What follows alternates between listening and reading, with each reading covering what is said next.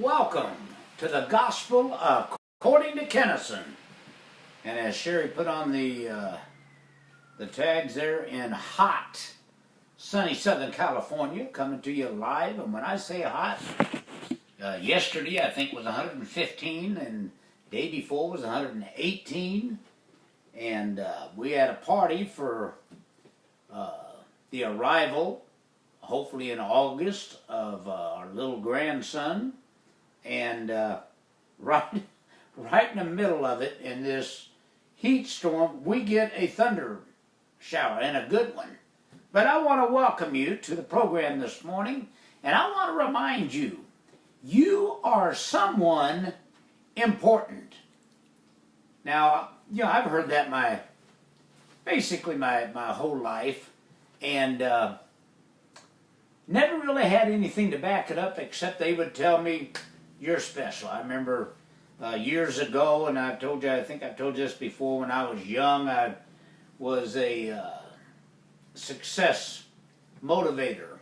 They would hire me to come into basically white collar companies for half a day and get their salesmen and everyone pumped up. And I remember we do things like look in the mirror, I feel great, I feel great, I feel great. But we really never had anything to back it up. Now we've got things to back it up. And I think probably the greatest motivational book I've ever read in my life is the Bible. And it will motivate you. And it also will explain how you can do things. We're going to get into that in just a couple minutes with a new message. We finished our last series on the law of visualization, and I thought it was important. I thought it was great. I thought it was one of the best lessons we've ever taught. And I feel the same way about the series that we are starting today, which we titled, they're so hard to title, but I titled this one, If You Can Believe. If you can believe. That's been preachers' outs with people their entire life. If it didn't happen, if they prayed for you, they blamed you that you wasn't able to believe. And so we want to minister a little while on if you believe. Now we have new people every week. We have new people. I was at the baby shower for our little grandson that's coming, and this doctor, Jewish doctor, came up and we sat down and we talked for quite a while. He's always been a very, very, very close friend, Dr. Alan Webstein, and he just has always been a very close friend. And we were talking about our program. And the doctor attended our church when we had it going, and then he ran into someone, and I'm always surprised with who watches our program. People I totally do not expect. They watch our program. And so he started telling me about a lady that watches our program. And so we're growing every week. But I have a disclaimer, and I haven't given it to you in a few weeks. I'm going to remind you of it today. For the next 25 minutes, take the foundational beliefs that you have believed your entire life and just set them aside for 25 minutes. And that way you can hear, and you'll hear what we're saying without having to filter it through what you believe. And I have told you when I got into the ministry, I actually studied the Bible. And I think it's a great exercise if you're bold enough to do that. I actually studied the Bible to prove what I had believed my whole life was wrong. I just thought that first I thought if I can prove it wrong, it's wrong. But if it's right, I can't prove it wrong. But it opened up so many more avenues for me and different levels of belief for me that I thought it was healthy, I thought it was good, and I encourage every preacher, if you have the boldness to do that, to try it, or teachers. even what I'm teaching now. And so, but I want to remind you, after doing that disclaimer, I want to remind you, you are somebody. You're someone important. Yes, you are. When you were born, God created you in His image and in His likeness.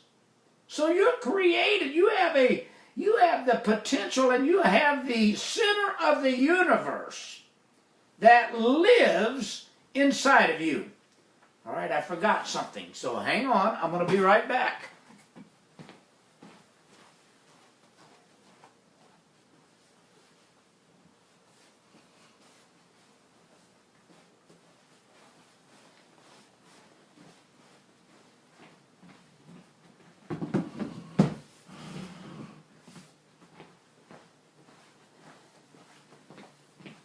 Now, you that have watched us for the last month, you know what this is. You that don't, about a month, maybe 6 weeks ago, we went and got this chair in the middle of the program. I tell you all the time, we're the most unscripted program on the internet. And this used to be the seat that our beautiful signer, Susie Phillips, sat in and signed for us. And then they moved to Oregon, and I miss them tremendously. Her and Mark, there were a couple reasons that I did this. And Mark was the head of our elders, and then Susie was our signer, and they moved to Oregon, and they are living the life, and I'm so happy for them. But I want to tell them, I love you, I miss you, and I love you. Now back to the chair. And so I was trying to stress to you how close God is to you. And so I went and got the chair, and I said, I want you to visualize if God was sitting in this chair right now. He's closer to you than that because He's sitting in His throne inside of you. I had someone tell me, I think it was yesterday, that, about going to, where do I send people to church and different things like that watch our program. And I said, I don't.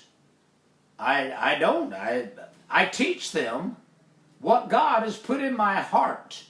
I'm not interested in building up the system and in encouraging them to become a part of bondage instead of liberty, a part of limitation instead of freedom. And so that's really what our program is. You are somebody. I don't care if you've ever been to church. You are somebody. You are the image and likeness of God. And all we're trying to do is give you some teaching where you can manifest what has always been there. And I think today's going to be a good program to start with. If you can believe. I want you to, you that have your Bibles or make your notes, Mark 9:23 said, all things are possible to him that believeth.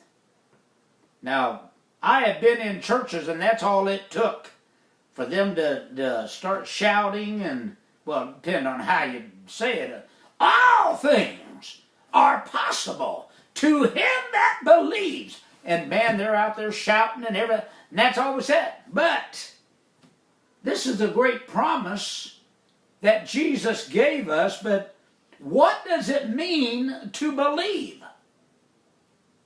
You know, we sing songs, only believe, all things are possible if you only believe. What does it mean to believe?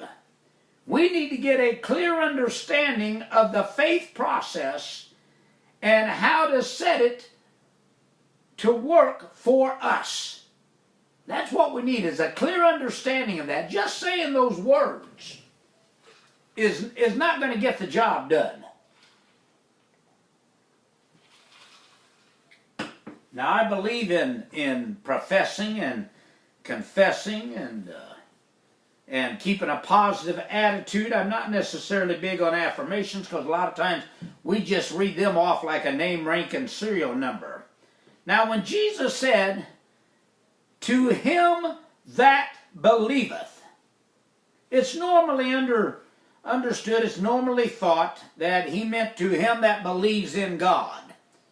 That if you believe in God, all things are possible.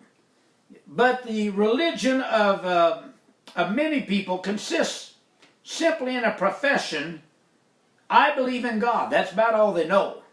That's about all that they have learned. Yet they rarely bother to ask themselves what they mean by God.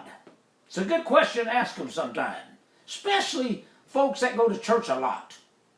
Because they'll tell you, I believe in God. And then you go, what is God? I think it's a great question. My dad told me about his father, which was my grandfather. I never got to meet him. He transitioned into the next level of existence before I was born. But I remember one day I was asking my dad, what was my grandfather like? My dad was a preacher. Was my grandfather a preacher? Did he believe in God and different things? And I remember my father told me something, and it took me a while to process it in my thinking. And what he said was my father didn't believe in God. But he didn't stop there. And I just remember I was thrown back. My grandfather, didn't believe in God. Then my father said, but God believed in my grandfather. My grandfather did not believe in God, but God believed in my grandfather. He meant that his father was not a religious man. He meant to say that he believed in life. He was a good person who walked in faith and acted out in love.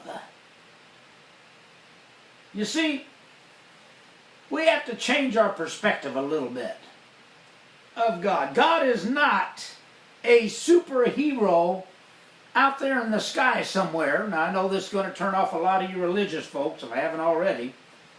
He's not a superhero out there that we pray and from whom we beg favors from. And that's basically what our prayers are, is just begging for God to do something. That's about the only time we decide to communicate with Him. And there is no way that we can really begin to understand what we call the truth or to make it work in our life until you are free from the sense of God up there. You've got to get rid of that perception. God is, first, He's everywhere, but He's not just up there. His throne is in you. You are His house. You are His temple. God is not this big man of the heaven keeping accounts of if you're good or you're bad and giving out blessings to those that are good. No, that's not how God is. First, He doesn't give us things because we're good, and He doesn't do things bad to us because we consider what we've done bad, no more than we would do to our own children.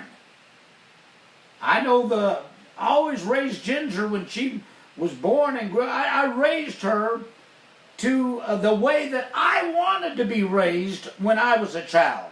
So I try to put myself, and I've asked her to do that with Scarlett, her daughter, my granddaughter. Put yourself into her shoes at 6 years old. How would you want to be treated? How would you have wanted to be answered?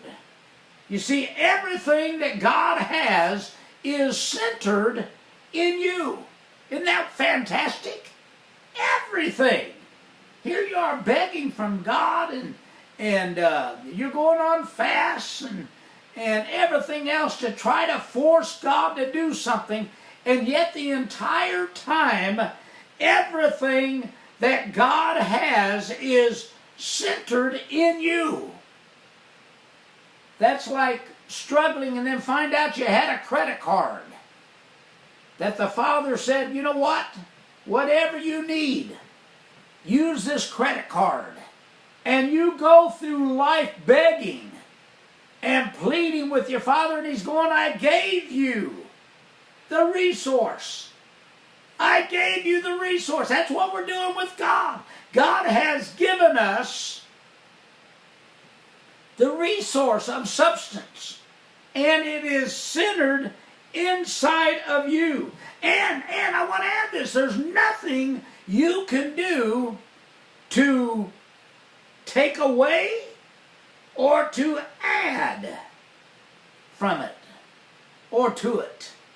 There's nothing you can do. No one can take it away. It's yours. No one can add to it. It's yours. The substance of God. My, this gets me excited. Sometimes I wish we did an hour instead of 30 minutes. But when it's 115 out, I guess 30 minutes is plenty time.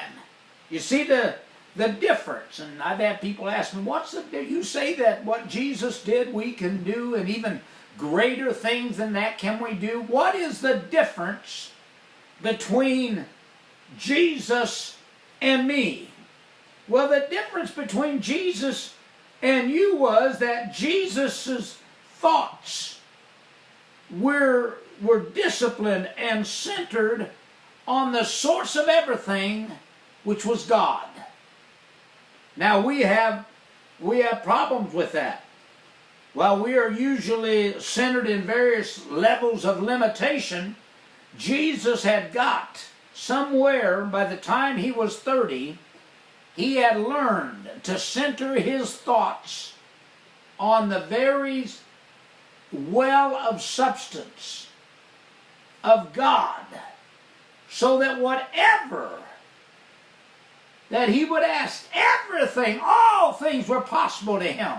Why? He had disciplined himself, and he had centered his thoughts on God.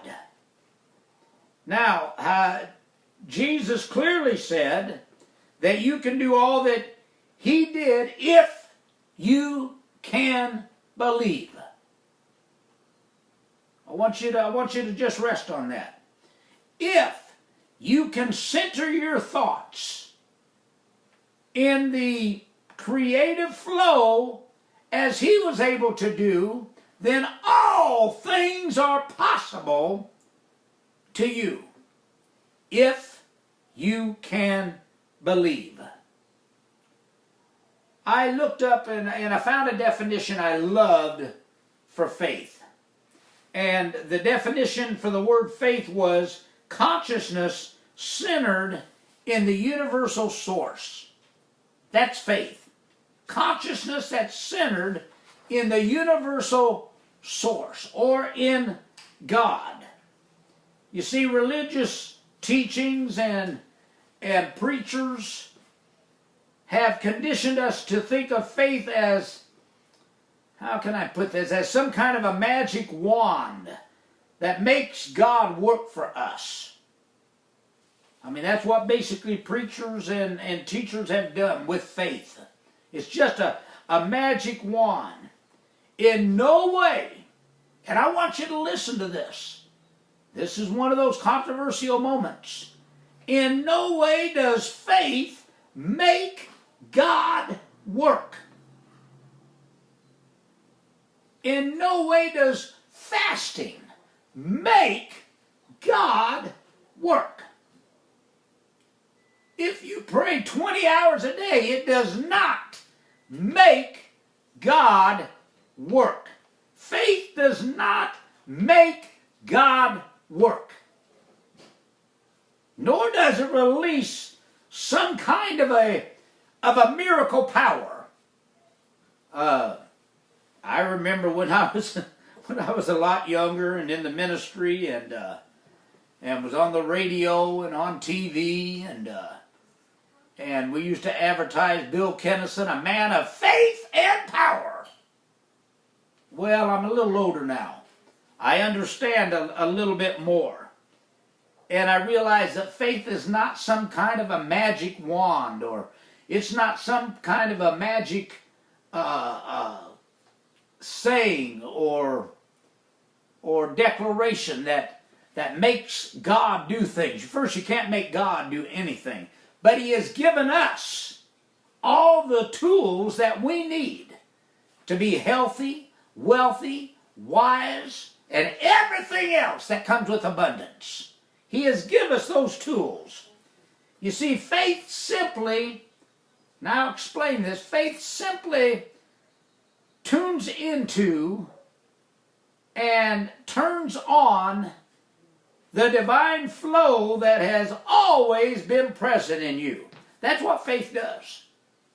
What has always been inside of you, faith turns that on. Faith tunes into it, and then you see results. Let me explain it this way. If you have what they call a rheostat on your dining room light switch, it's a good example of how the divine flow works, and let me explain it to you. When you turn the rheostat, not the thermostat, but the rheostat up, it's usually up and down. Well, if you turn it up, the lights get a lot brighter. You get more light when you turn it up. Now, when you turn it down, the power flowing through the bulb is reduced, so you can make it dim inside of your dining room. All with the rheostat, but the power is still there. It's you whether or not you're turning it up and everything's bright, or you're turning it down and everything is dim. You see, the power is still flowing through the bulb. It's reduced, but it's still flowing, and it results in less light. There's no miracle. There's no miracle involved in the room being suddenly filled with light. You just opened up the rheostat. You just opened up the power to let it go. The power is present all the time, whether the rheostat is high or the rheostat is low. That's how faith is. It is dwelling inside of you. And we think that faith creates a miracle. No, what faith does is you move it up, and it puts the light on everything. You get results. Or you can tune it down and not use your faith.